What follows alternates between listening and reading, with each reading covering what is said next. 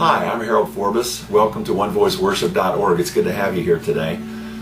We're going to be talking today about 7 characteristics of a heart of worship, which I listed in my last post. Today we're going to talk about the first one, which is a humble heart. We talked last time about a definition of worship, which is seeing the incredible worth of God and then living a life of appropriate response to Him. That's having a heart of worship. Worship is more about our heart being right than it is about our activity. David said something in Psalm 51 that would be worth taking a look at. Psalm 51, 16 and 17. He said, "For Lord, you do not desire sacrifice, or else I would give it.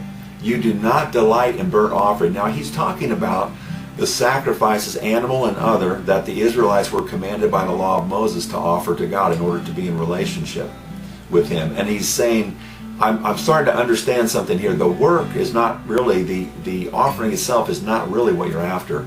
In verse 17 he goes on to say, "The sacrifices of God are a broken spirit, a broken and a contrite or a humble heart. These, O God, you will not despise." So David is saying, if my heart is right, if I'm broken and humble before you, then my work will be right and it'll be pleasing to you. So worship is more about our heart condition or a state of being we live in rather than the actual work we do. And if our heart is right, our work will be right and will be pleasing to God. Isaiah made an incredible statement in Isaiah chapter 57, verse 15. He says, "Thus says the high and the lofty one who inhabits eternity, whose name is holy." He says, "I dwell in the high and the holy place." We know that. This is God who's infinitely worthy, who created everything, who's the one true and living God.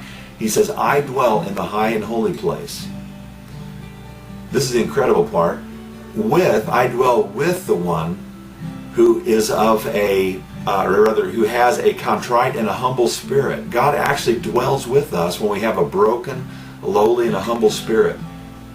When we talk about a lowly spirit or being humble, Hebrew words in the Old Testament, Greek words in the New Testament, the original languages, the words for worship have a lot to do with bowing. And when I think about that, it reminds me of the play or the movie The King and I. Remember that, where the king, his head always had to be higher than everyone else's. Everybody had to physically be lower than him. Well, that's a tradition that honors the king, honors someone and respects. It's a sign of respect and saying, I consider you higher than myself. Jesus did that with the Father. The Father's will was more important to him than his own. In Philippians 2, Paul says that we're not to esteem ourselves more highly than others, but we're to be like Jesus, who didn't consider his rights and privileges in heaven something to be grasped a hold of, but instead he made himself of no reputation, humbled himself, came to the earth as a human being, although he was still fully God, but now also fully man, humbled himself to the point of being a servant, to the point of being obedient to God, even to the point of death, even to the point of the extremely cruel and harsh death of the cross, all to do the will of the Father. That's having a humble heart. That's worship in its purest form, and we're to be like that. Next time we'll look at the second characteristic of a heart of worship, which is a seeking heart. Now I hope this has helped you today. Please feel free to leave a comment and let me know if this has been helpful to you, or if you have any suggestions about these video posts or any other aspect of OneVoiceWorship.org. If you feel like I can be of help to you in any way, please contact me.